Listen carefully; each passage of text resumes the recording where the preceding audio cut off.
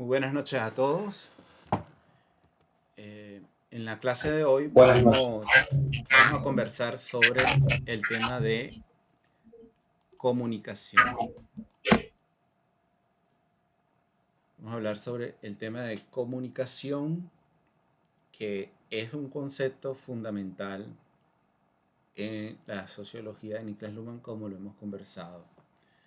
Voy a aprovechar de compartir mi pantalla, que ustedes deben poder ver en este momento. Bueno, el concepto de comunicación en el Luhmann parte, como muchas otras eh, conceptualizaciones en la sociología de Luhmann, parte de una diferencia, ¿no? Eh, Noten que cuando trabajamos dentro de la sociología sistémica, trabajamos con una filosofía de la ciencia que distingue siempre, a diferencia de un proceder ontológico en el que se busca definir, y definir en su sentido etimológico significa clausurar, implica buscar la diferencia específica de algo, y básicamente eso se remite a capturar la esencia, ¿no? El definir implica tomar una posición ontológica frente al mundo, ¿no? Y el tema de las esencias lleva además a buscar lo inmutable dentro de las cosas, ¿no? Entonces, este proceder es contraproducente cuando aquello que intentamos definir es algo dinámico, es algo cambiante, y además, como es tomar un punto de vista que no necesariamente se presta para comprender eh, realidades complejas, ¿no? Entonces, el punto de vista funcional, ¿verdad?, implica, por un lado, como lo habíamos explicado, eh, estudiar las equivalencias funcionales, es decir, partir de examinar un problema y dar este problema, es decir, partir del supuesto que este problema, este ámbito de problema, es ya una solución a otro problema, descubrir cuál es ese problema, plantearlo y buscar otras posibles alternativas, ¿no?, que pueden fungir como soluciones a este problema, o que han podido surgir como soluciones a este problema, ¿no?, que es la metodología de los equivalentes funcionales. Y por otro lado, cuando nos aproximamos a esta definición, que no sería clausurar en el sentido etimológico, sino sería más bien como demarcar un ámbito de intereses, ¿no? Partimos de, de la simple operación cognitiva, por decirlo así, de trazar diferencias, ¿no? Entonces, cuando vamos a hablar de la comunicación, lo primero que hacemos es trazar una diferencia frente a la acción, ¿verdad? Y esto es muy significativo porque, primero, porque dentro de la tradición sociológica, el concepto de acción ha sido fundamental. Las grandes teorías sociológicas, Marx, Weber, etcétera, etcétera, Merton, eh, básicamente se parte del concepto de la acción social, ¿verdad? Y ahí presenta también una categoría que Luhmann critica muchísimo, que es la categoría de sujeto, ¿verdad? Pero también, junto al tema de la acción, viene el sentido, la acción con sentido, por ejemplo, en Weber, viene el tema de las intenciones, viene el tema de las motivaciones, ¿no? De modo que la acción, con todo lo que implica, es un concepto fundamental en la sociología. Entonces, cuando Luhmann marca esta distinción entre acción y comunicación, ¿verdad?, está haciendo un vínculo entre vamos a decirlo así, lo viejo y lo nuevo, lo que él está proponiendo y la tradición sociológica. Y es interesante darse cuenta que si bien este, la propuesta de Luhmann pretende ser, mm, pretende introducir, por decirlo así, un nuevo paradigma, una nueva teoría de la sociedad, ¿verdad? Eh, no hay una, vamos a decirlo de esta manera, no hay una ruptura eh, tan evidente, no es decir evidente, porque sí es evidente, pero él no busca establecer una ruptura con el concepto de acción, no busca expulsar el concepto de acción de la teoría sociológica, sino como les comenté en clases pasadas, lo reubica. Ciertamente esto implica que ya no va a tener la misma primacía de antes, pero lo reubica dentro de su teoría. No es que el concepto de acción va a desaparecer, sino que va a jugar un nuevo lugar dentro de la constelación de conceptos sociológicos, ¿no?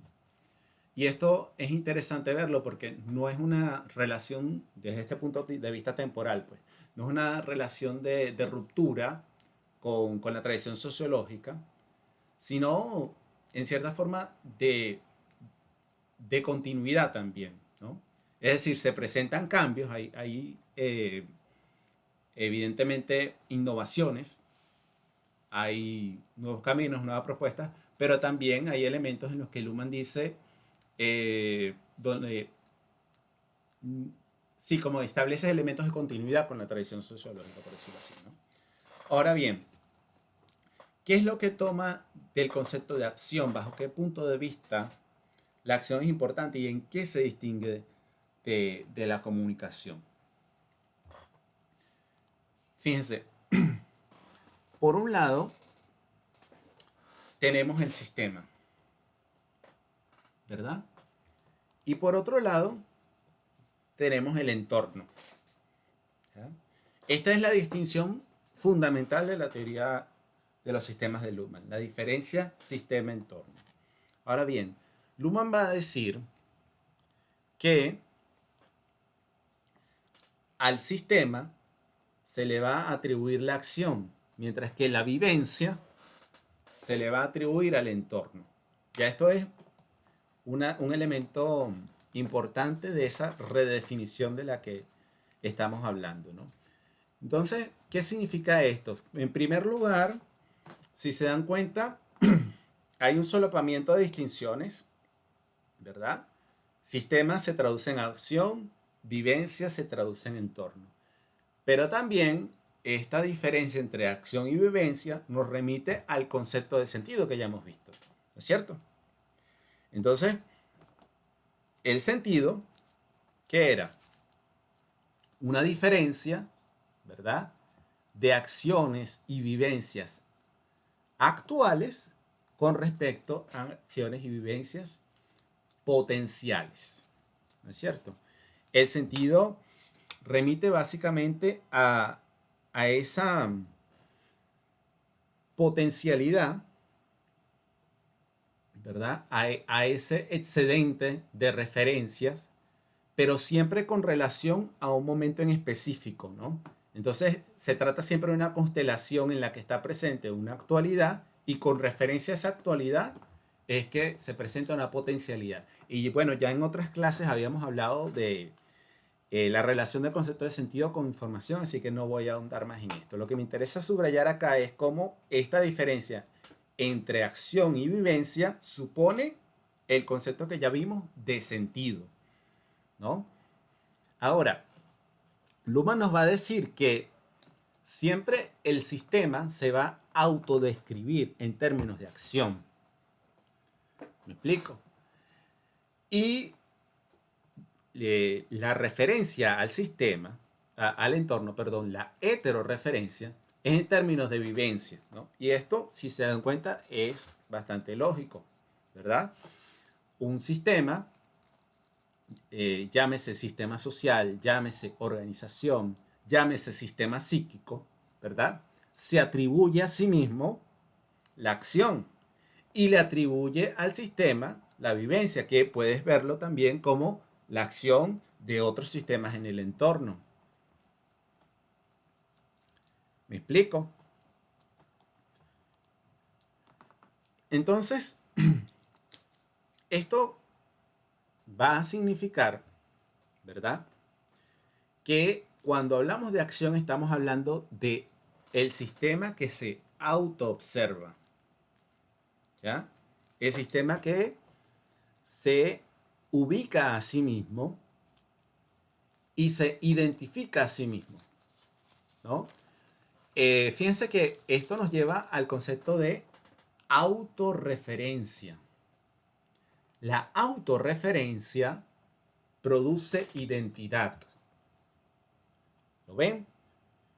¿Por qué? Porque para que exista autorreferencia debe existir un pivote frente al cual estas operaciones puedan enlazarse.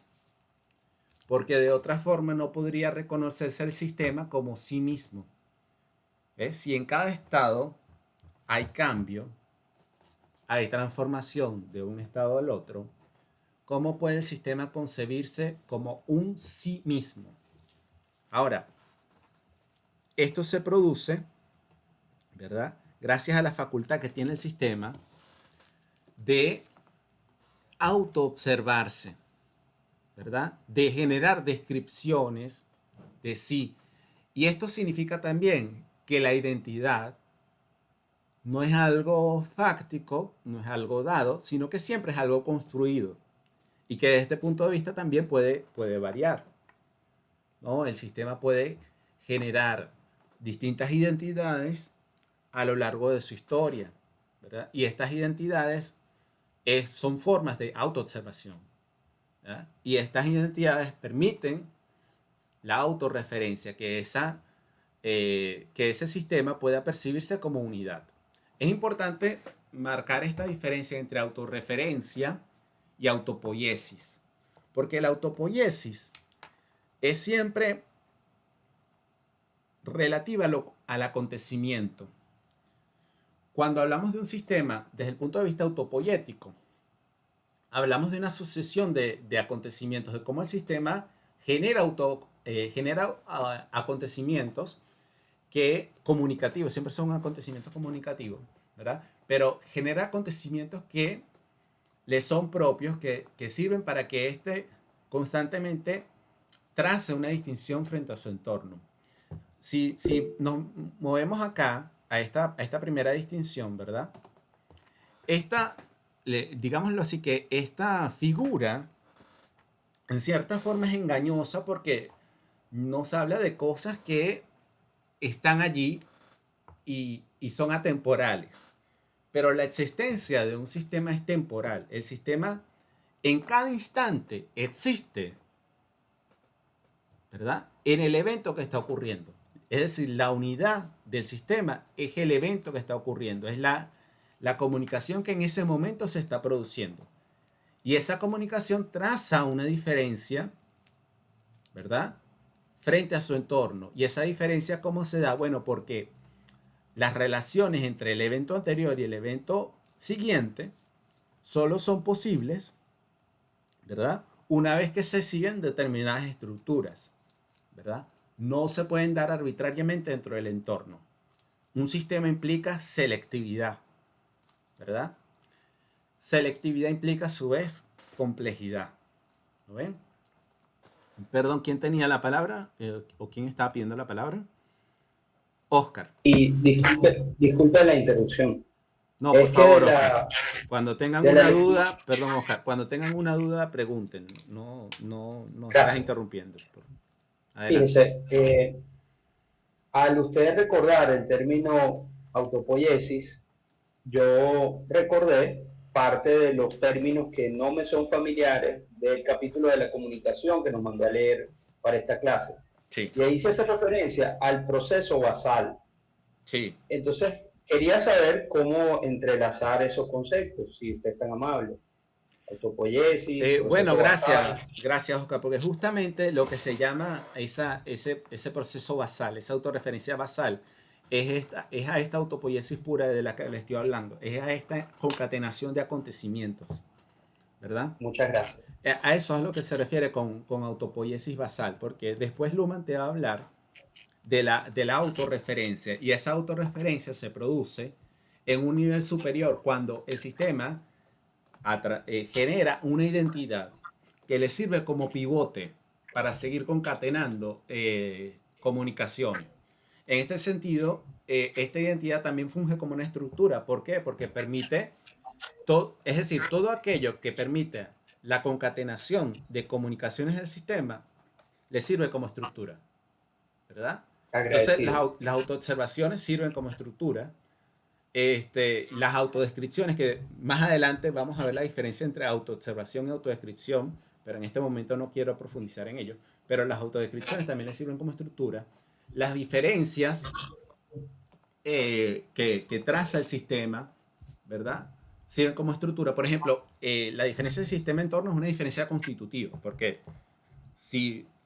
es decir, de otra forma no existiría el sistema, pero la diferencia del sistema-entorno también se puede replicar dentro del mismo sistema. Y esto significa una diferenciación de subsistemas dentro del sistema, ¿no? Entonces, esta diferencia se puede reintroducir dentro de sí misma, ¿verdad? Y de esta manera también, esto sirve también para la reproducción de la comunicación del sistema, porque es como que dentro del sistema se van estableciendo escalafones, niveles, que sirven para que la reproducción autopoética del sistema se organice y se oriente también, ¿no? Que el sistema sea capaz de diferenciar, de discriminar si una comunicación corresponde a determinado nivel o si corresponde a otro, si corresponde a determinado, a determinado subsistema en este caso, ¿no?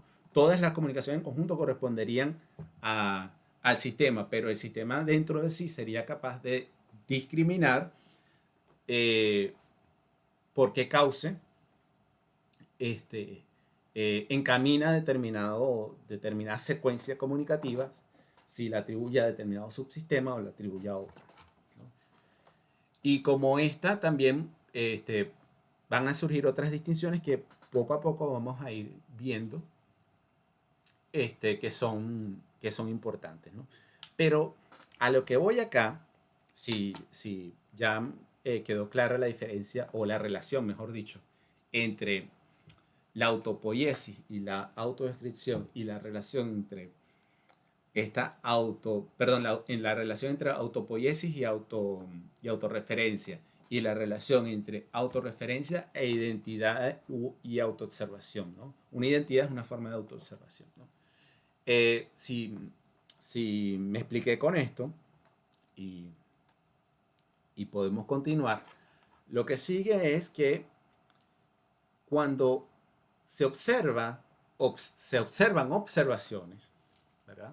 Que es lo que se llama observación de segundo orden, en este momento donde surge el problema de la comunicación, ¿no? Acá hemos introducido de forma un poco abrupta otra distinción que es importante, ¿no? La distinción entre observaciones de primer orden y observaciones de segundo orden, ¿no? Al nivel de la observación de primer orden, el sistema siempre se concibe como acción. Vamos a ponerlo así.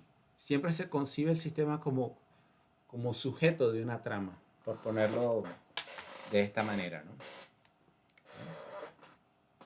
La comunicación surge no solamente, o mejor dicho, no necesariamente cuando un sistema observa otro sistema, porque en ese momento estaríamos acá al nivel de la vivencia, ¿no? Porque el sistema le atribuye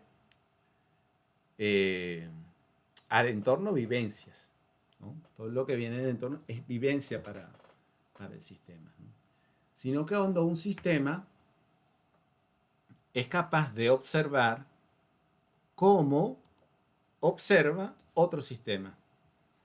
Allí es cuando entramos en la observación del segundo orden. Observación de segundo orden, insisto, es observación de observaciones. ¿Cómo?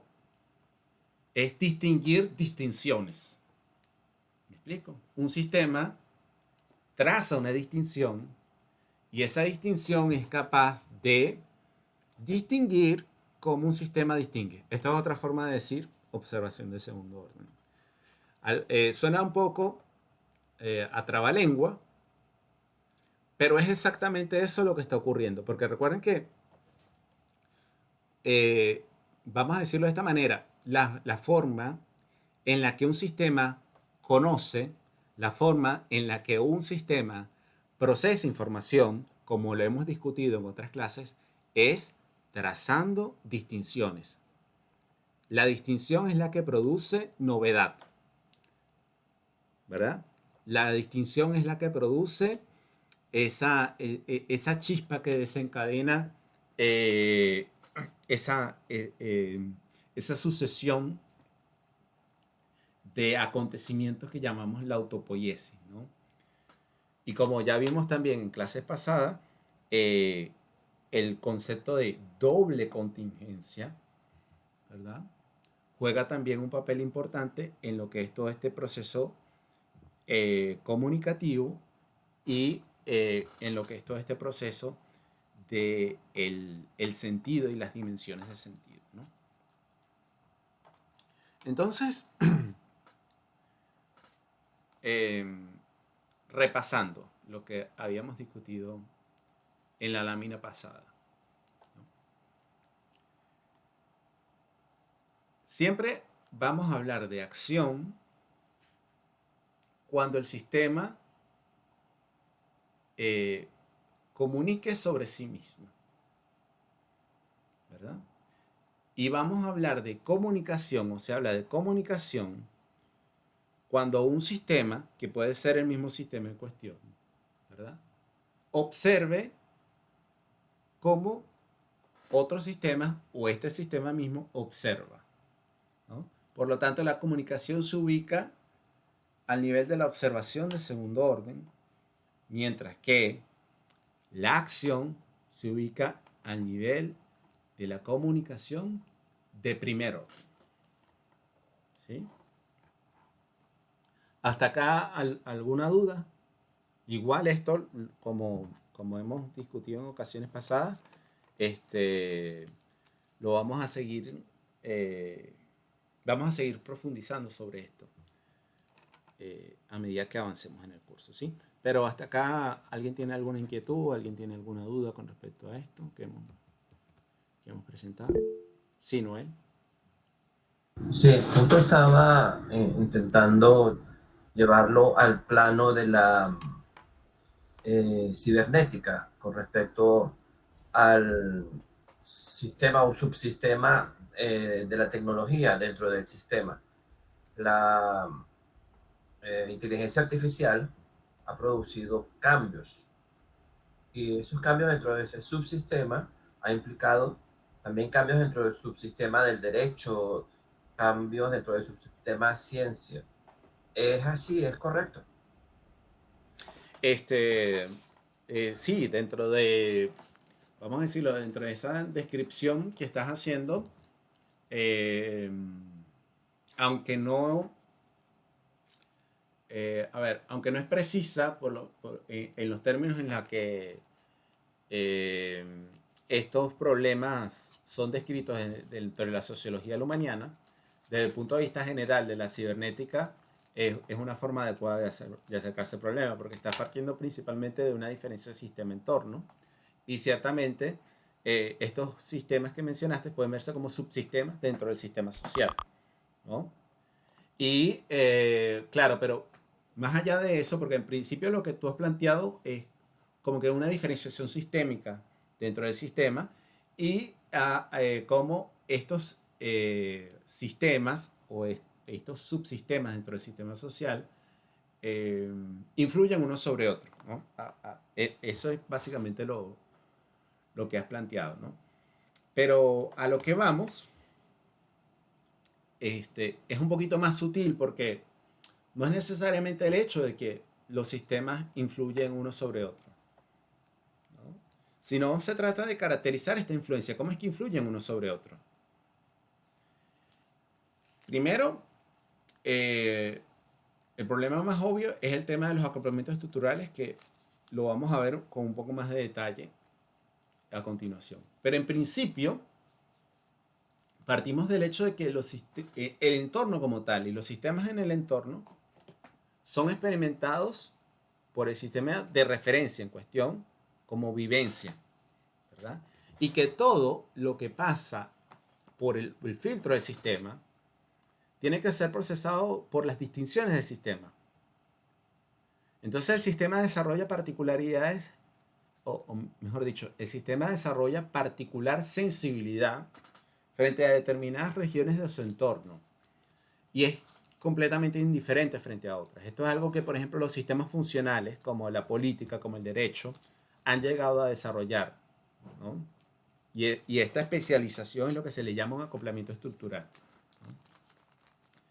Los sistemas funcionales, en principio, no son sensibles a cualquier cosa, ¿no? Un sistema puede, por ejemplo, este concepto en otros ámbitos de la cibernética se llama adaptación, ¿no? Y cuando se habla de que un sistema se adapta a su entorno, es otra forma de decir que un sistema desarrolla particular sensibilidad frente a determinados aspectos de ese entorno, ¿no? Entonces, decía que, eh, ya te doy la palabra, Rómulo. Decía que este, a lo que vamos acá es un poco a subrayar cómo es esta relación. Y es importante destacar que todo lo que pasa por la membrana del sistema, por el filtro del sistema, ¿verdad? Depende de las distinciones del sistema, depende de las diferencias del sistema.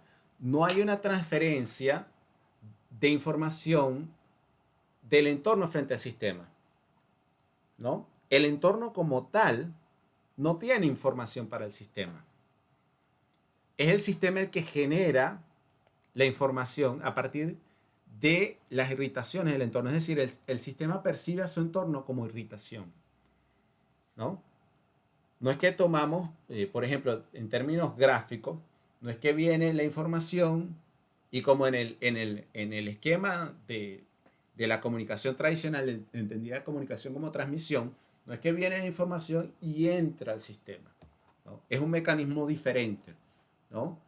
El entorno se experimenta como vivencia, ¿verdad?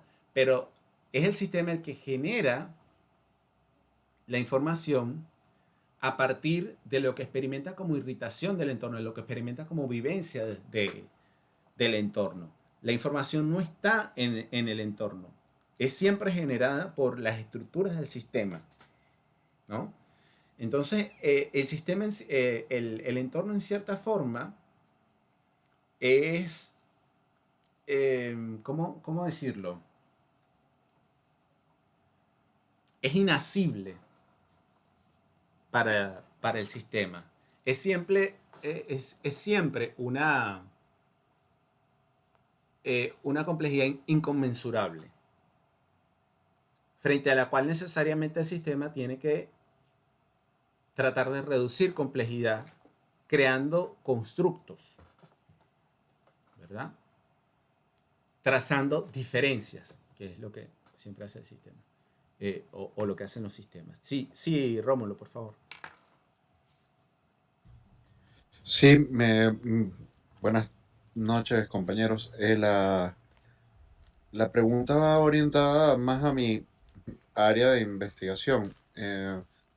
Estoy escuchando y atendiendo la clase y lo que hemos leído hasta ahora, y me percato la existencia de una especie de similitud con respecto al planteamiento toynbiniano del estímulo y la respuesta y la capacidad adaptativa de las sociedades para poder sobrevivir.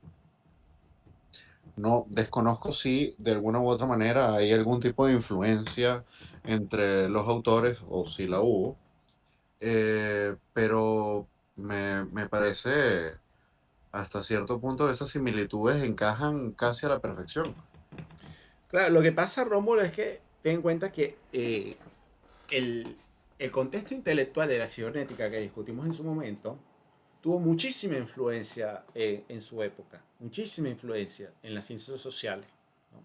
Y aunque hoy capaz no estemos muy conscientes de ello, en su momento el lenguaje de las ciencias sociales fue permeado por estas metáforas de la cibernética, ¿ya? Entonces, estas ideas por ejemplo, de autorregulación de un sistema o de relación input-output, que puede también, que es otra forma de decir estímulo-respuesta, ¿verdad? Estaban presentes en las ciencias sociales y no necesariamente implica una influencia directa entre los autores, ¿ya?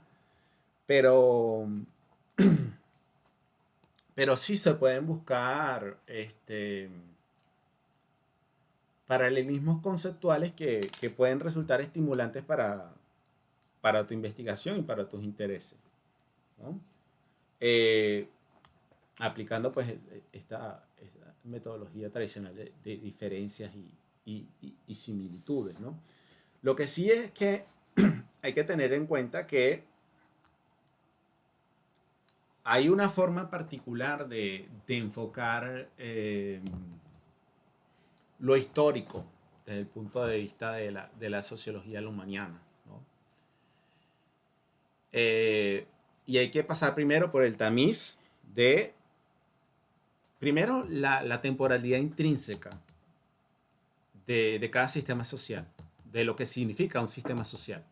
Que esto es algo que me parece que no existe en otras teorías sistémicas que son capaz un poco más ontológicas, ¿no? Que pueden también padecer de esto que llamó Ulrich Beck el nacionalismo metodológico, ¿no? Que es como que identificar, por ejemplo, un sistema social con una sociedad nacional, o sea, llámala Venezuela, llámala Colombia, como la llamen, ¿no? Y con respecto a esta temporalidad intrínseca del sistema, bueno, por allí viene el tema de la autopoiesis del que estamos hablando, ¿no? Un sistema es, vamos a decirlo así, se constituye en cada acontecimiento, ¿no?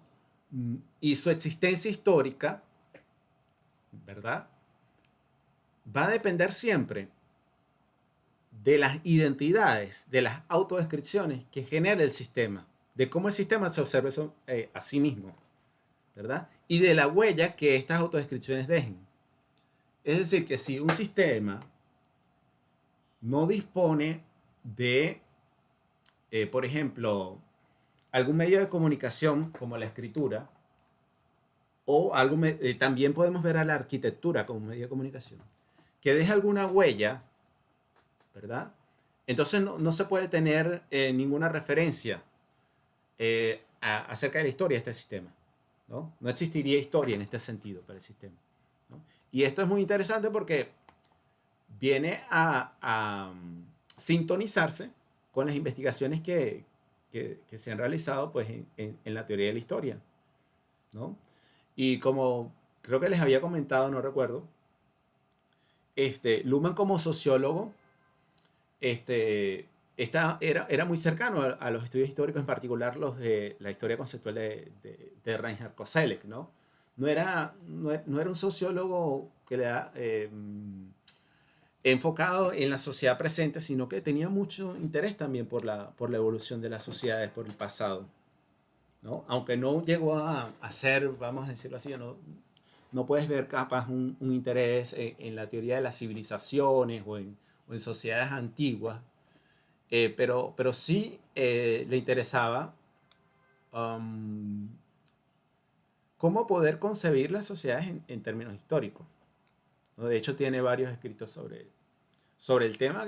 Creo que la mayoría no han sido traducidos al español todavía, pero los tiene, ¿ya? Sí, bueno, creo que estoy divagando un poco. No sé si respondí a tu inquietud. Sí, bueno, me surgen ahora un poco más, porque en este sentido me pregunto ¿cuáles serían, digamos, los órganos de autoidentificación de una civilización que se pueden entender como escritura, arquitectura, moneda, comercio Ujú. o algunas tradiciones religiosas? Pero me resulta un poco más complejo identificar cuáles serían eh, los mecanismos de observación de una civilización con respecto a otra sociedad, ya sea una sociedad primitiva o una civilización en sí mismo. Pero yo creo que eso ya es una pregunta que escapa un poco a la clase y que podría ser tranquilamente un trabajo de investigación.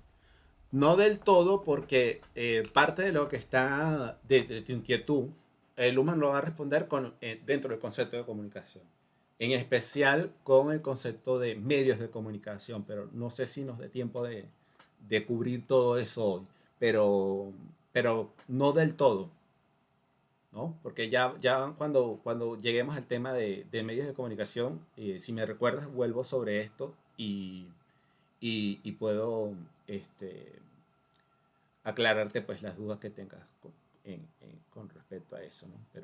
Pero viene por acá. Luhmann te adelanto que Luhmann lo va a abordar con el concepto de medios de comunicación y en particular con la diferencia entre medios de consecución y medios de diseminación. Noel, Entendido, gracias. sí, tenías la palabra. Sí, sí, doctor. La pregunta era la siguiente, a ver si voy encaminado, ¿no? Ujú. De acuerdo con las últimas explicaciones que usted dio, la información la genera la estructura del sistema. Sí, lo Pregunto genera entonces, el sistema a través de su estructura. Sí, sí. exacto. Cuando esa información entonces se convierte en diferencia, en distinción, es lo que podemos llamar comunicación. Es ya O, distinción, es ya distinción. A ver, la información, para que sea información ya tiene que ser distinción. ¿Me explico? Porque si no fuese distinción, no se generaría ese excedente de referencias que supone la información. Porque ya nosotros hablamos con respecto a Shannon, ¿verdad? Que si no existe un excedente de posibilidades, una diferencia entre eh, lo que está y la posibilidad de selección, la posibil ¿cómo? Perdón, ya. Shannon habla en términos de, eh, di- ¿cómo? Se me olvida, ya va, se me escapa la palabra. Um, eh, como fuentes de información, es creo que el concepto que usa Shannon, ¿verdad? Recuerda que Shannon decía que para que algo sea informativo, ¿verdad? Tiene que causar sorpresa, tiene que de alguna forma significar novedad, ¿verdad? Y esta sorpresa y esta novedad, ¿verdad? Viene por la diferencia, ¿verdad?, entre lo que efectivamente se transmite, ¿verdad?, y la magnitud de posibles fuentes de información. Esto suena bastante abstracto, pero vamos a ponerlo de alguna forma, porque recuerden que para Shannon el tema de la comunicación es sumamente técnico, ¿verdad? A Shannon no le interesa el significado. A Shannon lo que le interesa es cómo se hace llegar un mensaje del punto A al punto B. Shannon lo ve como un ingeniero, ¿no es cierto? Entonces, fíjense ustedes, si yo para transmitir un mensaje solo dispongo de, de un conjunto limitado de elementos, del 0 al 9, ¿verdad? Las posibles combinaciones del 0 al 9, ¿verdad?, son las que van a demarcar, ¿verdad?, la posibilidad de sorpresa de información. Si esta cantidad de signos incrementa, la, la sorpresa o la posibilidad de sorpresa también incrementa, ¿no? Ciertamente, con los símbolos del 0 al 9 hay una cantidad enorme es decir, todos los números naturales, ¿verdad? Hay una cantidad enorme de de posibles mensajes, ¿verdad? Pero incluso dentro de esa combinatoria, por decirlo así, es posible llegar a predicciones, ¿no? Es posible estabilizar un poco las expectativas, ¿no? Si tú me empiezas a soltar una secuencia de números, es posible que en algún momento yo te las adivine, ¿verdad? ¿Qué número me vas a lanzar a continuación? ¿Verdad? Entonces, mientras las posibilidades de selección de fuentes de información sea mayor, ¿verdad? Mayor es la sorpresa, mayor la informatividad. Pero no pueden ser completamente arbitrarias las posibilidades de fuente de información, porque si no, lo que sigue es la incertidumbre total. Si hay incertidumbre total, no puede haber comunicación porque no se establece, no se rompe la doble contingencia. El problema que vimos en la clase pasada. ¿Me explico? Es decir, tiene que haber, a pesar de esa apertura de posibilidades, ¿verdad? No puede recaer, no puede ser todo completamente incierto. No, esas posibilidades no pueden ser demasiado grandes, porque si no, nunca se rompe la doble contingencia y nunca habría comunicación. ¿Me explico? Entonces,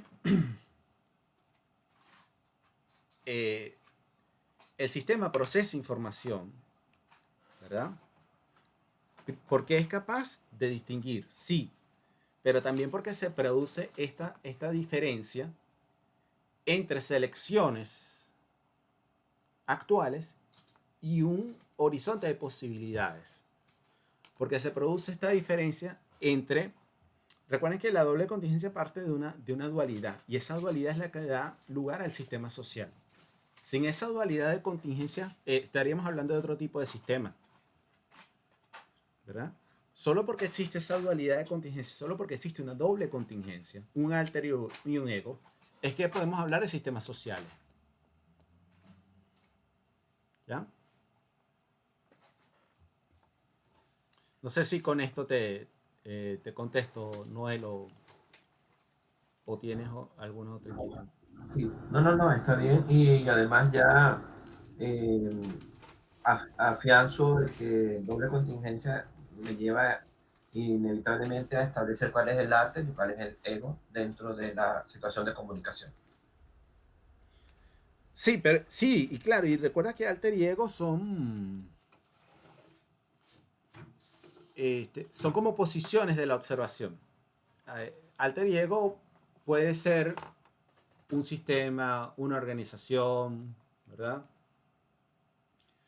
No, y además, el sistema que juega de ego, luego puede jugar de alter, dependiendo de la perspectiva, ¿no?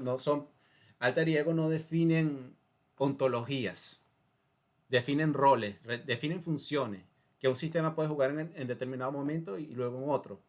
Y siempre depende de la perspectiva que adoptemos como observadores, de la referencia sistémica que elijamos en determinado momento para analizar el problema, ¿no? Por ejemplo, en este curso nosotros vamos a tomar la referencia sistémica del sistema político y nos vamos a posicionar desde el punto de vista del sistema político frente al entorno del sistema político y a su entorno interno, y con respecto a su entorno interno, ¿verdad? Ahí estamos eligiendo una referencia sistémica. ¿Sí? Bien, entonces, el concepto de comunicación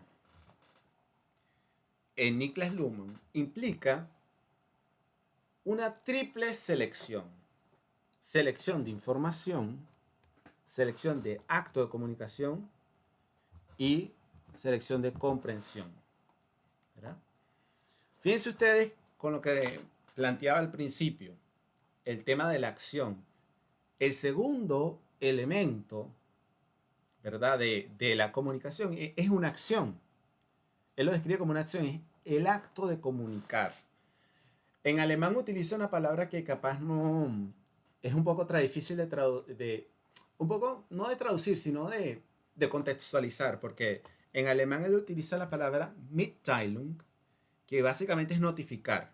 Mitteilen es dar a conocer, ¿no? Notificar, ¿ya? En esto es importante subrayarlo porque en el original él nunca usa la palabra alemana para acción, que es Handlung, ¿no? La palabra alemana para acción es Handlung y el verbo handeln. Él nunca habla, para referirse a este punto en alemán, de handeln ni de Handlung. Importante subrayarlo. Esto es obra de la traducción española, ¿no? Hablar de acto de comunicación. No obstante, no distorsiona demasiado la interpretación del autor. Hablar del Mitteilen como acto de comunicar. Porque también él luego, cuando habla, por ejemplo, de la teoría de los actos de habla, de, por ejemplo, John Austin, John Searle, ¿verdad? Y cuando habla, por ejemplo, de la semiología francesa, ¿no? Él básicamente lo que nos dice es, oye, básicamente el problema de la comunicación se ha enfocado en algo demasiado unilateral, que es en este punto, ¿no? El suceso verbal, lingüístico, del comunicar. Pero él dice, está sucediendo mucho más allá que el acto de comunicar en la comunicación. Y para comprender la comunicación necesitamos verlo desde esta perspectiva más amplia, primero del proceso. No es solamente un acontecimiento. Primero del proceso, ¿verdad? Y luego de que se trata de un proceso que implica siempre la observación de observadores, que implica siempre una distinción y la comprensión de esa distinción. La distinción es entre información y acto de notificar o acto de comunicar, ¿verdad? Pero bueno, sobre esto seguimos profundizando en la segunda hora, porque ya bueno, ya se nos va a acabar el tiempo de nuestra primera llamada. Entonces nos vemos en 10 minutos. Gracias, profesor. Acordado. Comienzo a grabar. Me pareció bastante profundo.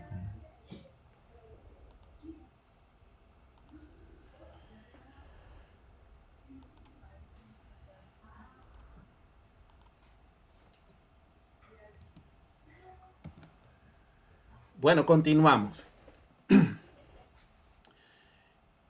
Entonces, les decía que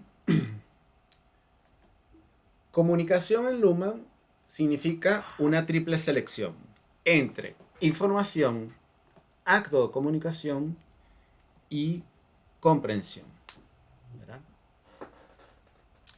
Y acá cito sistemas sociales, ¿no? En la página 143, la edición en español, donde Luhmann dice que la comunicación solo se genera cuando la diferencia acá se refiere a la diferencia entre información y acto de comunicación. Cuando esta diferencia es observada, exigida, comprendida y puesta como base para la selección de conducta de enlace. Sobre esto, él va a abundar, no solamente luego en sistemas sociales, sino en muchas otras obras más adelante, ¿no? La diferencia entre acto de comunicar e información es un tema sobre el que conviene detenerse, y porque se puede relacionar con muchísimas cosas. Porque no solamente, como les acabo de decir, es un elemento que vamos a encontrar en distintas obras de Luhmann, sobre el que va a abordar desde distintas perspectivas, sino que también podemos reflexionar con respecto a él, primero con relación a la semiótica, luego con relación a la teoría de los actos de habla, con relación a la lingüística, ¿verdad? Porque básicamente lo que nos está planteando Luhmann acá es que para que exista comunicación, ¿verdad? Debe ego, porque él en vez de partir de alter, parte muchas veces de ego. Esto es algo un poco arbitrario, pero como les dije, alter y ego son posiciones, son funciones en la ecuación comunicativa, no corresponden a entidades ontológicas, pero él dice, ego debe poder distinguir entre, vamos a poner, y estas serían palabras mías, ¿no? Lo que se comunica y cómo se comunica. Esa es otra forma de poner esta distinción y de traducirla, ¿no? Porque primero hay una selección de información, y cuando hablamos de la selección de información, básicamente nos estamos refiriendo a un qué. ¿Qué es lo que queremos comunicar? ¿Verdad? Pero el qué se quiere comunicar, ¿verdad? No es indiferente a la manera de comunicarlo. Y esto es algo que que seguramente nos hemos encontrado en nuestra experiencia de vida en muchas ocasiones, ¿no? En conversaciones o en el ámbito laboral o en el ámbito personal, en la relación con nuestra pareja, ¿verdad? No es lo mismo, ¿verdad? Yo, por ejemplo, ponía el caso también utilizando distintos medios de comunicación. Por ejemplo, un mensaje que es transmitido por la radio, el mismo mensaje escrito en una carta, o el mismo mensaje difundido a través de la televisión, por ejemplo. Los efectos son diferentes, ¿no? O un mensaje, por ejemplo, dentro del mismo medio de la conversación, el tono cambia el significado de lo que se quiere decir también, ¿no? Entonces, básicamente lo que apunta Luhmann es a esta diferencia. Cuando se es capaz de hacer esta discriminación entre lo que se quiere decir y cómo se quiere decir, por ponerlo así, es que existe comunicación. ¿Sí, no es? Sí, doctora, era una de las preguntas que le dije al principio que tenía, ¿no? Luhmann siempre mantuvo la misma definición de comunicación, o a medida que fue avanzando en su trabajo, esta fue variando. No, sí, siempre la mantuvo. Siempre la mantuvo, solo que la fue ilustrando, ¿no? Claro, a verlo. Obviamente hubo un periodo de maduración de este concepto, ¿sí?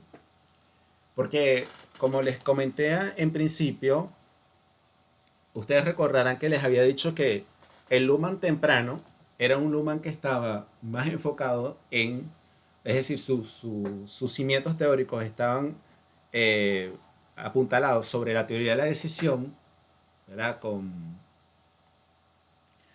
ejemplo, mencionamos ¿cómo se llama? Herbert Simon, se me escapaba el nombre, Herbert Simon, en la fenomenología, Husserl, ¿verdad? Entonces,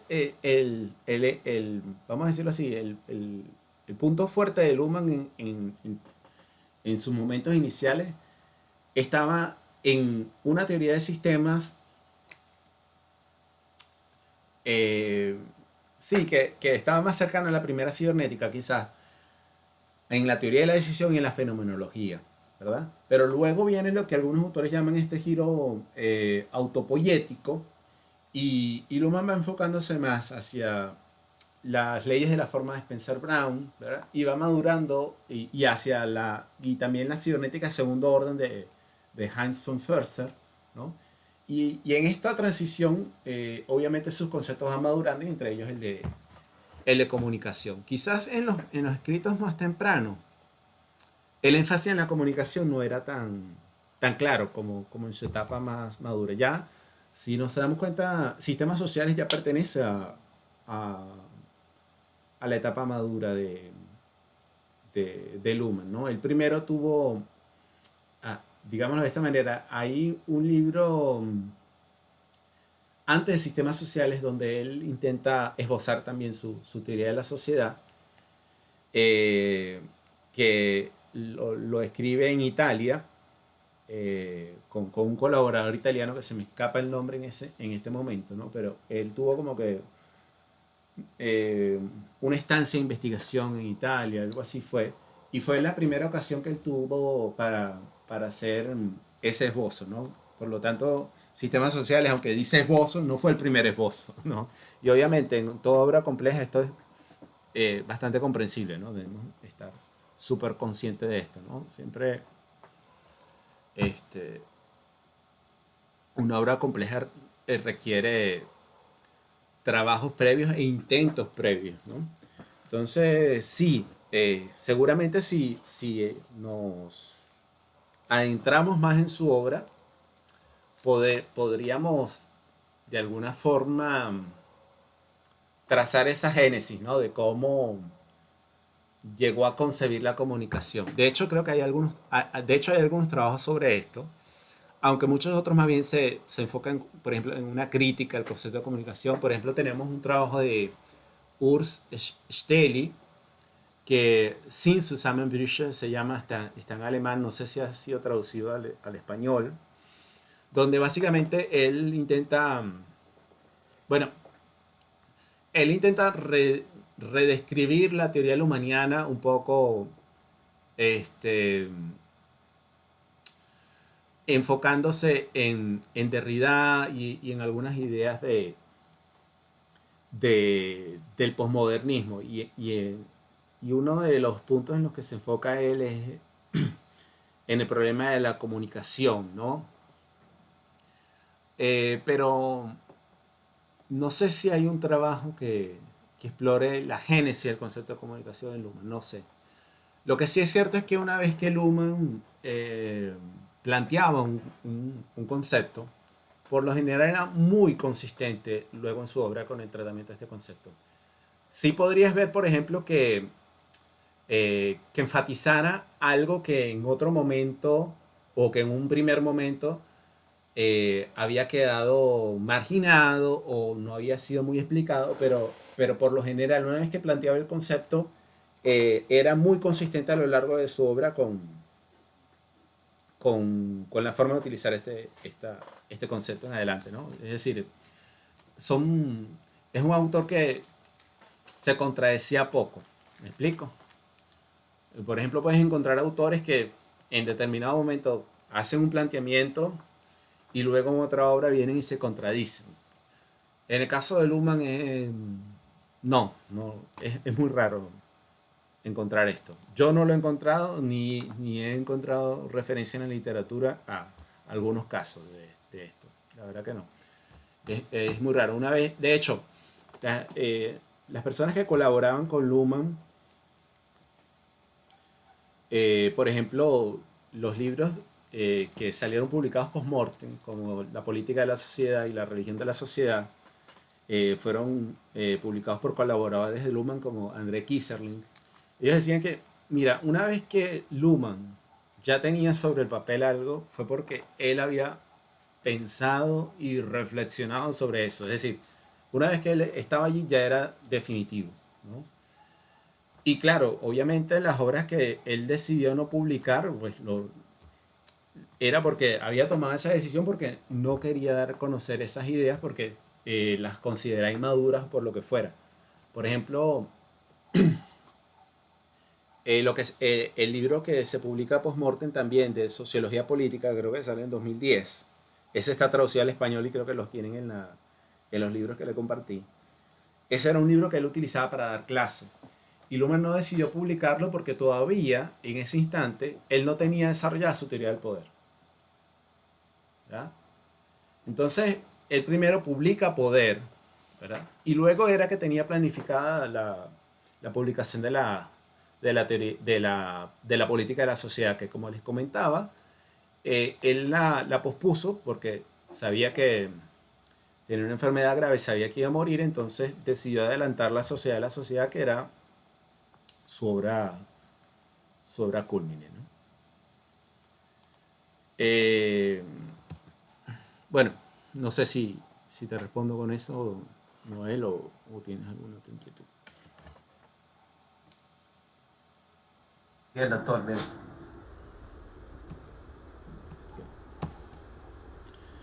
Entonces, con respecto a la diferencia entre información y acto de comunicar, no sé si queda alguna duda, si hay algo que necesite profundizar sobre esto. Raúl, ¿cómo lo ves? ¿Cómo vienes hasta ahora? Que te he escuchado poco. Muy bien, profesor, muy bien Se concatenado comprende. con sí, se comprende, concatenado con la lectura se comprende. Perfecto. Bien, entonces, desde la perspectiva de la comunicación, ¿verdad? De la observación de esta diferencia, hay un problema que es del interés del autor. Y es un problema que él asocia siempre a la comunicación, ¿no? Es decir, una vez que entendemos la comunicación como la observación de esta diferencia, ¿verdad?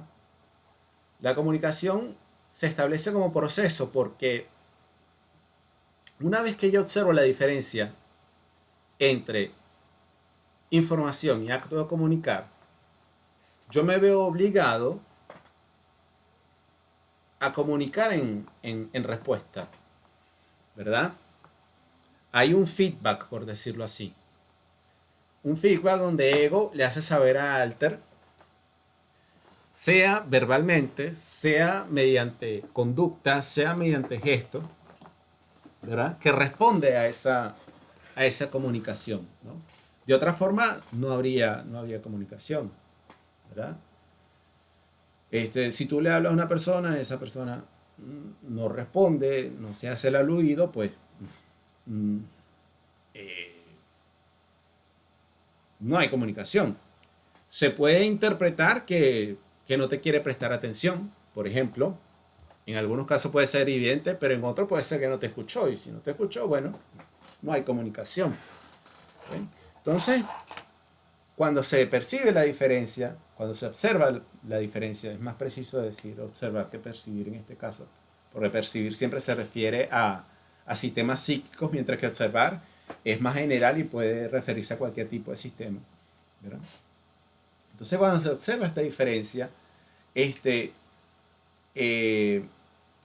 como que hay una presión de continuar el proceso comunicativo. Es como que la comunicación ejerce cierta coerción, ¿verdad? En el sentido de que te invita a continuar, ¿verdad? Una vez que percibes esa diferencia, de alguna forma comunicas, bien sea verbalmente, bien sea, como les dije, a través de algún gesto, que esa diferencia ha sido percibida. Entonces, de esta forma se desencadena, se rompe esa circularidad inicial de la que hablábamos de la doble contingencia, ¿verdad? Se establecen estructuras de expectativas entre alter y ego, y la comunicación se encausa, ¿verdad? Luhmann dice, como creo que lo discutimos también la clase pasada, el inicio en cierta forma determina por dónde se va a encauzar la comunicación, pero en principio lo importante es que inicie, ¿verdad? De cualquier manera, con cualquier excusa. Por ejemplo, como cuando vas a buscar conversación con alguien, bueno, puedes hablar del tema más sonso que sea, el clima o lo que sea. Y luego una cosa va dando lugar a la otra, ¿no? Y así es un poco como sucede el proceso comunicativo, ¿no? Son como van saltos de un tema a otro, saltos de un elemento a otro, donde va donde van siguiendo la atención, donde van siguiendo los temas, donde se van incorporando acontecimientos que también pueden dar lugar a nuevas comunicaciones, etcétera, etcétera. Entonces, lo que Luhmann nos viene a plantear acá es que, primero, desde el punto de vista autopoético, la percepción de esta diferencia pues genera la posibilidad de nuevas comunicaciones, de que se encadenen nuevas comunicaciones, pero también está el problema de cuando estas comunicaciones llegan a su fin, ¿verdad? O cuando estas comunicaciones se ven enfrentadas al problema de la aceptación. Entonces Luhmann dice, toda comunicación se plantea el problema del éxito, ¿no? Hay momentos en los que esto no es del todo problemático, porque por ejemplo en un sistema de interacción la comunicación en determinado momento se desvanece. ¿Por qué? Porque el interés se va, porque el tema de conversación se agotó, ¿verdad? Y el tema de si hay acuerdo o no es del todo determinante. Si hay acuerdo, de repente la conversación puede ser más larga, el sistema de interacción puede durar más, por decirlo así. Pero igual en determinado momento se acaba. Esto no tiene, desde el punto de vista evolutivo, no tiene gran relevancia para el sistema social. Porque el sistema social es de un tipo diferente al sistema de interacción. No depende de la presencia para su continuidad. Entonces, para que exista un sistema social que se resuelva el problema del éxito de la comunicación, sí es importante, ¿verdad? Entonces, acá, con respecto al éxito de la comunicación, Luhmann va a tener que introducir luego, y en esto un poco como me lo comentaba Elías al principio, un poco acá capaz la exposición en la sociedad es un poco más clara que en sistemas sociales. Porque para comprender el problema del éxito de la comunicación, tenemos que remitirnos al problema del lenguaje. ¿Por qué tenemos que remitirnos al problema del lenguaje? Primero porque el lenguaje va a ser el medio de comunicación primario, básico, ¿verdad? A través del cual se reproduce autopoéticamente la sociedad. Desde un punto de vista incluso socioevolutivo, sociedades humanas existen desde que el hombre se desarrolla como hombre, ¿verdad? Y en esta evolución está incluida pues la facultad que tiene el hombre de comunicarse, la facultad que tiene el hombre de poder articular sonidos complejos y desarrollar lenguajes, ¿no? Luhmann en la sociedad de la sociedad examina la posibilidad de que es posible cierta organización social, ¿verdad? En condiciones prelingüísticas. Y pone ejemplos, por ejemplo, de lo que en aquel momento era el estado del arte en la investigación de los primates. Y bueno, él dice, sí, es posible que los primates establezcan ciertas relaciones sociales complejas. En cierto sentido, pueden crearse allí sistemas sociales. Sin embargo, esto tiene un techo. Tiene un techo, ¿por qué? Porque no hay forma de que se establezcan distinciones que van a ser muy relevantes. ¿A qué distinciones nos referimos? Bueno, primero, la distinción entre signos y símbolos, ¿verdad? La distinción entre una sintaxis, pero la distinción entre el sonido y una intención comunicativa, ¿no? ¿A qué me refiero con esto? Es decir, en una sociedad de primates se puede interpretar siempre contextualmente y con referencia a una conducta la emisión de ciertos sonidos, pero la atribución o la posibilidad de vincular un sonido con un signo, que un sonido sea un signo de algo. Recuerden que el signo es algo que remite a otra cosa, ¿no? Un signo siempre es con referencia a algo, que establezca una referencia. Esa vinculación, dice Luhmann, es lo que hace posible el lenguaje, y es algo que no se da en las sociedades de primates, ¿no? Claro, este es un tema sobre el que, bueno, habría muchísima tela que cortar, pero palabras más, palabras menos. Por aquí viene la argumentación de Luhmann, ¿no? Entonces, él plantea que el lenguaje es un medio de comunicación, ¿no? Y acá tenemos que introducir, ¿verdad?, lo que viene a ser el concepto de medio de comunicación en Luhmann. Para Luhmann, como es el caso en todas sus digresiones conceptuales, siempre vamos a partir de una diferencia. En este caso, la diferencia es entre medio y forma. Esta diferencia, en principio, es sumamente abstracta. Y al principio la verdad es que resulta incomprensible. Pero luego, cuando él la va ilustrando a partir de ciertos ejemplos y va elaborando con mayor detalle su teoría, se va haciendo más claro qué quiere decir Luhmann con la distinción entre medio y forma, ¿no? En principio, los que han trabajado este tema se refieren a que Luhmann toma la diferencia medio y forma de los trabajos del psicólogo alemán Fritz Heider, ¿no?, donde Heider trabajaba con respecto a la percepción, ¿no?, a los problemas de la percepción, ¿no?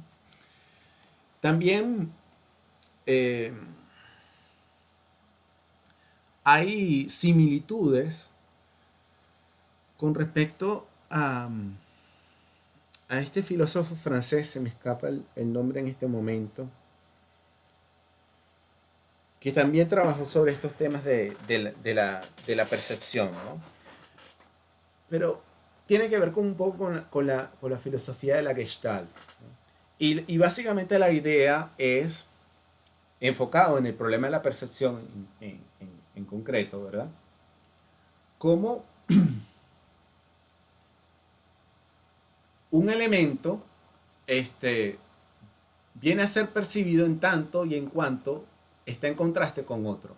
Entonces, uno es forma en relación con el otro, que es medio, ¿no? Por ejemplo, la luz es un medio que nos permite percibir cosas, percibir las cosas. ¿Me explico? Entonces, claro, Luhmann, dicen los especialistas, toma la idea de Heider, pero la elaboración que él hace es completamente diferente y va a inspirarse también en el concepto de forma de George Spencer Brown, ¿no? En Spencer Brown no vamos a encontrar el concepto de medio, ¿no?, pero sí vamos a encontrar el concepto de forma. Y el concepto de forma, como lo trabaja George Spencer Brown en la teoría, en las leyes de la forma, es básicamente una distinción. Una forma es una distinción, ¿ya? Ahora, lo que va a hacer Luhmann es que va a decir, mira, un medio son un conjunto de elementos acoplados de forma laxa. Y una forma son elementos acoplados de forma rígida, ¿no? Esta es la definición de medio y forma que tú vas a encontrar en la obra de Luhmann, bien sea en La Sociedad de la Sociedad o en algunos ensayos donde lo trabaja, ¿no? Esta es, vamos a decirlo así, la definición formal.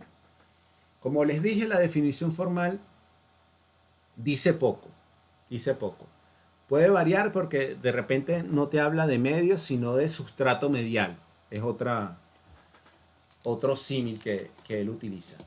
Pero la diferencia es esa, entre acoplamiento rígido y acoplamiento laxo. Acoplamiento rígido refiriéndose a la forma y acoplamiento laxo refiriéndose al medio, ¿no?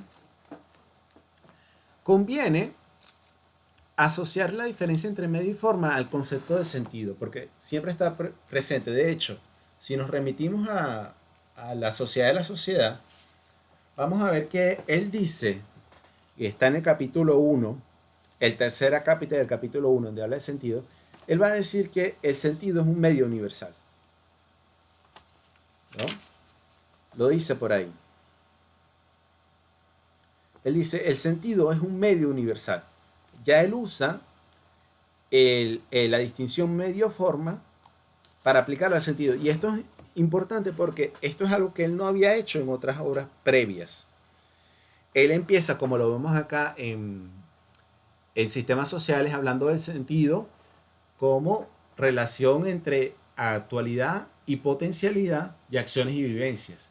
Y de hecho, en el libro que escribe con Habermas, sobre teoría social, se llama Was leistet die Sozialforschung, ¿no? que produce la investigación social, ¿no? Entonces, teoría social o tecnología social. Por ahí, algo así más o menos se llama el libro. Lo estoy diciendo de memoria. Pero en este libro que escribe con Habermas, es uno de los primeros planteamientos serios donde él esboza el concepto de sentido.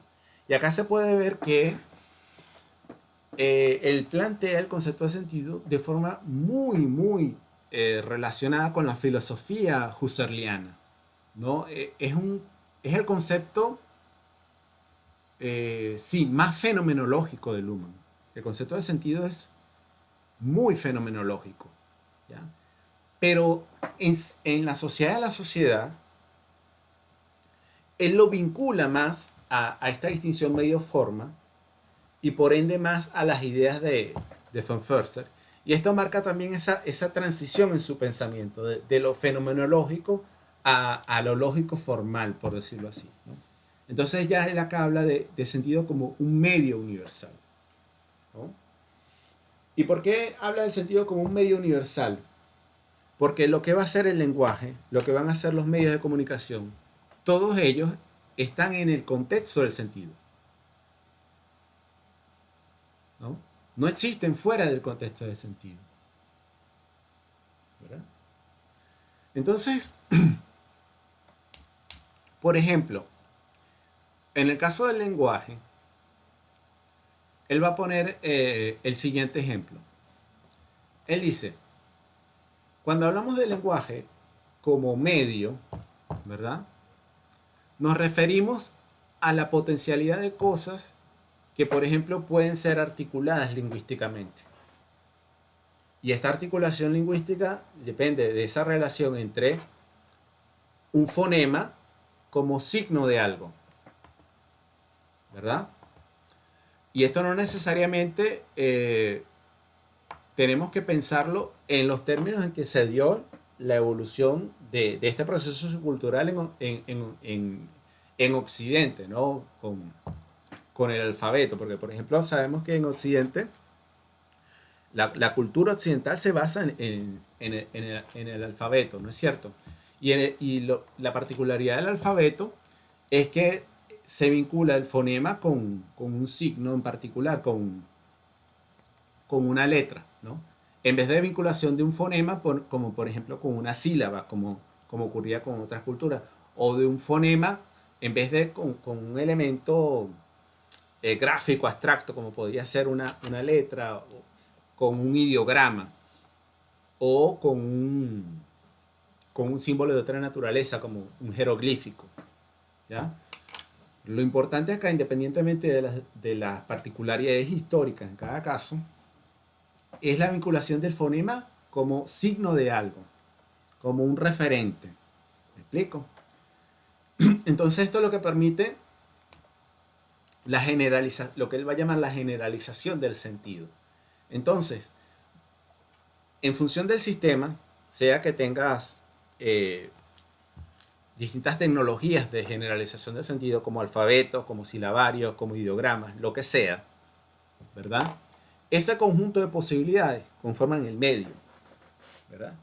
Y las concreciones actuales de lo que factualmente se dice, de lo que factualmente se comunica, son las formas. Entonces, lo importante no es la forma como tal, sino la medialidad, la posibilidad de que constantemente se regeneren formas, ¿no?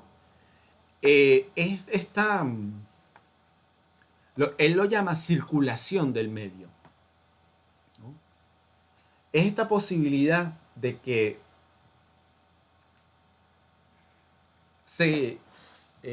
tú tengas un dispositivo, y acá estoy utilizando una palabra que no es nada lumaniana, pero para tratar de expresarlo de una forma que, no sé, que capaz sea un poco más intuitiva. Es como tener un dispositivo que sea capaz de regenerarse constantemente, que sea capaz de generar novedad. Y esto es sumamente importante, generar novedad. Porque sin novedad no hay información. Fíjense ustedes como todos los conceptos que hemos venido discutiendo ahora se van concatenando, ¿no? Sin novedad no hay información. Entonces, para que un medio pueda servir a la autopoiesis de la comunicación, de alguna forma tiene que dar cabida a la novedad, ¿no? Y el lenguaje tiene una particularidad con respecto a esto, ¿no? Y es que cuando se constituye como medio, siempre abre la posibilidad de lo nuevo, de la aparición de lo no dicho. Pero lo nuevo aparece de una forma que, si bien causa sorpresa, no es incomprensible. ¿Verdad? Porque como yo les había comentado justamente a inicios de la clase, cuando me hizo esta pregunta Noé, yo les decía que la novedad no puede ser tan impactante que genere parálisis, porque si no habría la comunicación, si no se rompería esa circularidad inicial de la que habla Luhmann cuando plantea el concepto de doble contingencia. Tiene que haber novedad, pero tiene que ser comprensible, tiene que ser no lo suficientemente impactante como para poder reaccionar a ella y que se concatene sucesivamente este proceso comunicativo, ¿no? No sé si me estoy explicando hasta acá o hay alguna duda que alguien quiera ventilar, algo que alguien quiera exponer o algo en lo que necesite yo profundizar. Sí, Profesor, fíjese. Perdón, creo que está el amigo Noel primero. Disculpe. Adelante. Ok, sí, doctor, con respecto a lo último que acaba de puntualizar, mientras usted lo señalaba, recordé lo relativo a la civilización maya, a la civilización inca. Hubo procesos allí y de repente, plum, ya no están más, por una parte. Por otra parte, también usted señalaba que cuando habló de la palabra dispositivo, que no era una palabra lumaniana. Existe un glosario lumaniano. Sí, existe, justamente se llama así, glosario Luhmann. Sí, está escrito por Giancarlo Corsi y Elena Espósito, creo. Está traducido al español. Y sí, es muy útil para aproximarse a la obra de Luhmann. Yo no se los puse porque no lo tengo en digital. Tengo el libro original en alemán. Pero se puede conseguir. Capaz por allí lo... Bueno, tú, Noel, Autores, que has conseguido muchos libros, capaz lo consigues. Glosario Luhmann se llama. autores, autores de Giancarlo Corsi eh, y, eh, y, y Elena Espósito, si mal no recuerdo. Creo que hay un tercero, pero no recuerdo el tercero en este momento. Acá por el chat gracias, te los estoy escribiendo. gracias. Giancarlo Corsi y Elena Espósito, sí, Glosario Luhmann. Y con respecto a lo primero que decías, que era, perdón. Lo relativo que usted señalaba que las respuestas no pueden ser tan fuertes que causen parálisis. Entonces, Sí, recordé lo relativo a los incas y a los mayas y me fui por allí. no, pero allí el tema es diferente, ¿no? Porque ya hay sistemas sociales, ya ese problema se resolvió. Recuerden que hablamos de doble contingencia como un teorema, como un problema imaginario, no como un tema histórico concreto. ¿Eh? Ojo con eso, ¿sí? Como un problema teórico para explicar cómo surgen los sistemas sociales, pero no un surgimiento histórico. Ojo, surgimiento desde el punto de vista teórico, de explicar cómo emerge un sistema social, ¿no? ¿A qué problema da respuesta un sistema social? ¿No? El origen histórico es otro problema, ¿no? Otro problema. Entonces, con referencia a estas civilizaciones, ¿verdad? El tema tiene que ver con los medios de comunicación, ¿verdad? Y el tema tiene que ver también con... sí, ya te doy la palabra, Oscar, sé que estás en turno. Y el tema tiene que ver con eh, la persistencia del sistema social, ¿no? Porque podemos ver la historia de las civilizaciones como sistemas sociales que tuvieron su emergencia y en determinado punto desaparecieron, ¿no?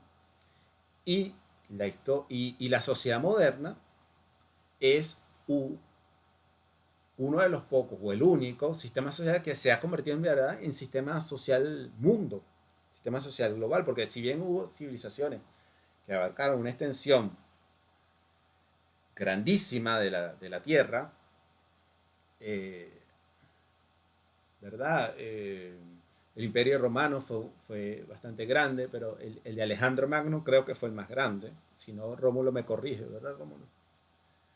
Este, no hubo, Estoy aquí escuchando para hacer mi intervención después. ok, no hubo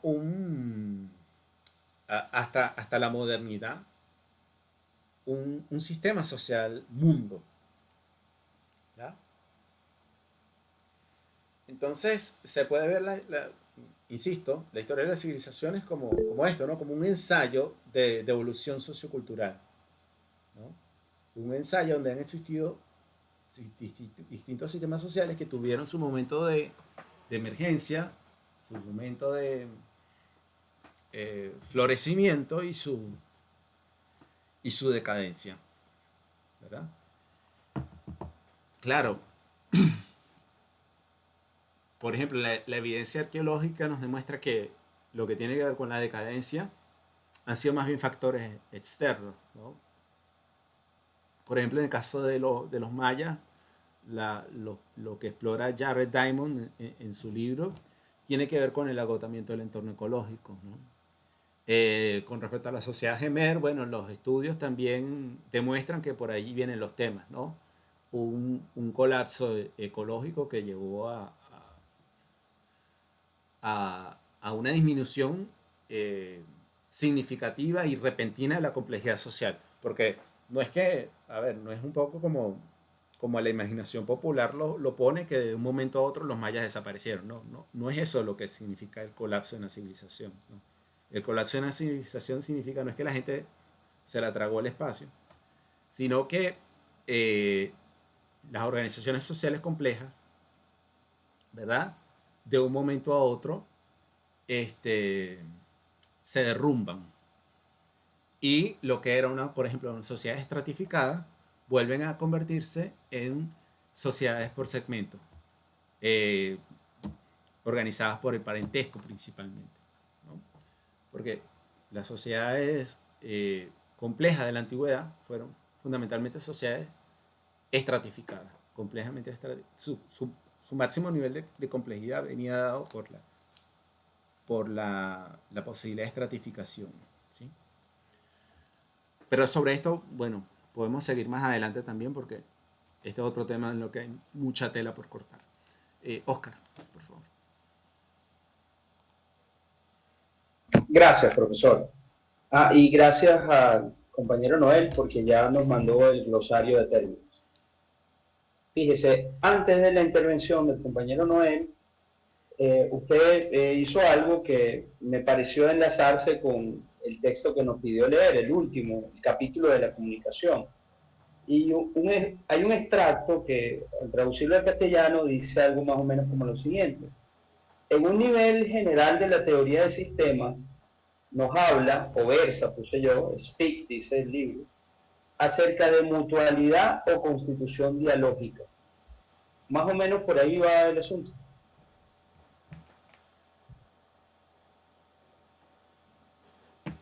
Tienes que darme más pistas.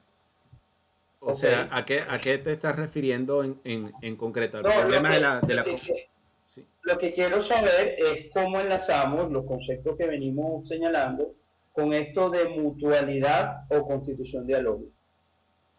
Claro, pero la mutualidad o constitución dialógica lo que te pido es que me digas en qué capítulo está, en qué contexto está. En el capítulo de la comunicación. ¿Y qué está discutiendo? Bueno, porque hay varios apartados, porque él va, ¿verdad? Planteándote, por ejemplo, la relación de comunicación con acción, ¿verdad? Sí. Después te va a plantear el tema de... Está hablando de comunicación con acción, perdón. Ajá. Entonces lo que quiero es que, si se puede, ¿no? Sí. O perdone, fui yo que me perdí, ¿verdad? Es que nos explique esto de la mutualidad y su relación con comunicación dialógica. Disculpe usted. No, pero dame la página porque es tan específico lo que me estás diciendo que depende del contexto en el que el autor lo está discutiendo. Porque, por ejemplo, yo puedo pensar en mutualidad en relación a la doble contingencia. Lo dialógico tiene que ver, por ejemplo, con la comunicación dentro del contexto del medio del lenguaje, ¿verdad? Si capaz me dices en qué página está, vemos específicamente en qué contexto lo está diciendo el autor, porque es muy específico. En el capítulo 4, comunicación y acción. Sí, pero ¿qué página?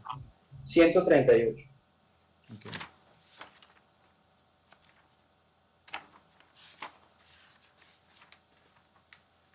¿138? ¿De sistemas sociales? Bueno, dice aquí 138. Pasa que yo... no, pero ese no es el capítulo 4. Acá lo veo. Okay. Yo imprimí el capítulo, digamos, que usted nos mandó a leer. Acá lo estoy viendo. Dice, el análisis de la doble contingencia lo rebasa al retomar aquello que en las explicaciones acerca de la teoría general del sistema se había aludido ya como constitución mutualista o dialogal. ¿No? Esto está en el capítulo de doble contingencia. No está en el capítulo de... Ya me sonaba extraño, ¿no? Claro, se refiere a la doble contingencia, ¿no? Lo que te está diciendo acá es que lo que se ha planteado como mutualidad o como lo dialógico, sobre todo en la hermenéutica, no llega a explicar lo que se quiere plantear con doble contingencia. Viene a ser una descripción que se enfoca, vamos a decirlo de esta manera, a un nivel en el que el problema ya está resuelto. Es decir, lo que quiere decir es que es insuficiente esos conceptos para explicar. Exactamente, sí. ¿Es eso? Sí. Ok. Bueno, muchas gracias y perdone mi confusión. Disculpe usted. Rómulo, por favor.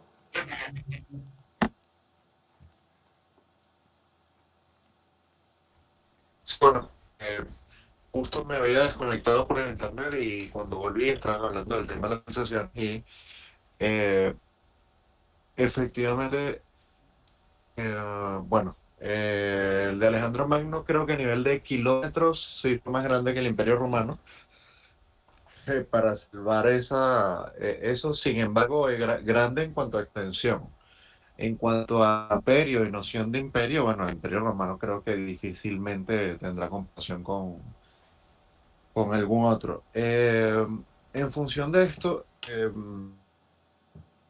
tengo eh, dos comentarios que hacer. El primero, ¿por qué hablar de historia de las civilizaciones haciendo referencia al pasado y considerando que hoy en día hay una sociedad mundo, por decirlo de esa manera, Ujú, cuando efectivamente creo que hoy en día tenemos un gran problema civilizacional ujú, y las civilizaciones están más vivas que nunca? ujú, Eh, Número uno, aunque eso escapa de la discusión de la clase. Número dos, vuelvo sobre el tema de la comunicación a el, y seguramente me responderás lo mismo en el tema de los medios de comunicación y las respuestas adaptativas, pero no son en sí mismos esos medios de comunicación, estas formas en las que envían un mensaje, las estructuras sociales y particularmente las civilizaciones, eh, parte de su propia identificación. Digo, en cuanto al reconocimiento propio como sistema ujú. y para el reconocimiento de otros sistemas sociales de esa magnitud. Ok. Bueno, con respecto a la primera pregunta, la diferencia es esa, que la sociedad moderna es una sociedad mundo. Y claro, esto de historia de las civilizaciones lo pongo yo. Luhmann no habla de historia de las civilizaciones. Esto lo digo yo. Y bueno, sí, se puede discutir, lo puedes plantear de otra manera, pero basándome en Luhmann, esa distinción la hago por eso, porque en la historia hubo sistemas sociales que tuvieron su momento de emergencia y solo la sociedad moderna es una sociedad global, ¿ya? Y además, solo la sociedad moderna ha Eso es muy alcanzado, darwiniano. bueno, y solo la sociedad moderna ha alcanzado un nivel de diferenciación, el más complejo, que es el de diferenciación funcional. Porque al máximo que se llega, por ejemplo, en las sociedades más complejas de la antigüedad, fue el tipo de diferenciación por estratos. Y esto lo vamos a ver un poco más adelante cuando hablemos sobre la diferenciación social. Si se quieren, por ejemplo, Rómulo, si quieres explorar esto en más detalle, te recomiendo la parte de diferenciación social en sistemas sociales, pero en la sociedad de la sociedad, que ya es el capítulo 4, ¿no? Donde habla de la diferenciación de sistemas, ¿no? Ahí vas a conseguir todos los elementos teóricos que vas a necesitar para comprender este tema en Luhmann, ¿no? Y con respecto a la segunda parte, que con qué tenía, refrescame la memoria, tantas cosas en la cabeza. Que justo el tema era que, a ver, efectivamente las sociedades existen respuestas adaptativas y si la respuesta es muy fuerte, pues pueden perecer. Ujú. Pero ¿no son acaso las mismas formas de comunicación una respuesta a un estímulo? La Sí, claro, sí. arquitectura, por ejemplo, los medios. Sí. No, pero escucha, en Luma no vas a encontrar esto, que digamos así, como que las causas del ocaso se hallan en la sociedad misma. De hecho, hay, vamos a decirlo así, la explicación te la vas a tener que buscar tú mismo. Yo lo que me refería era a lo que la literatura contemporánea ha encontrado sobre estas civilizaciones. Por eso te hablé de Jared Diamond como un ejemplo, ¿no? Y más o menos lo que es el concepto actual es que es darle peso a los factores medioambientales y ecológicos en la desaparición de estas civilizaciones, más como este análisis civilizacional de Toynbee y compañía, que lo ven más desde el punto de vista interno a la civilización, una dinámica interna que llevó de su emergencia a su auge y a su declive, ¿no? En Luma no te vas a encontrar esto. Aunque sí vas a encontrar herramientas que te pueden ayudar a refinar una explicación o adelantar una explicación, eso sí. Y con respecto a los medios, que puede ir por este camino también, sí, es decir, cualquier cosa puede fungir como elemento para cimentar una identidad, ¿verdad? Y además varía de momento a momento, varía históricamente, ¿verdad? Porque incluso si tomas cualquier civilización, la romana, vas a encontrar que su identidad ha variado históricamente, ¿verdad? Y a lo que íbamos con respecto a cuando hablábamos de autorreferencia. Doctor, disculpen, 2 minutos para que termine la clase. Sí, sí. A lo que hablábamos con respecto a autorreferencia y autopoiesis, ¿verdad?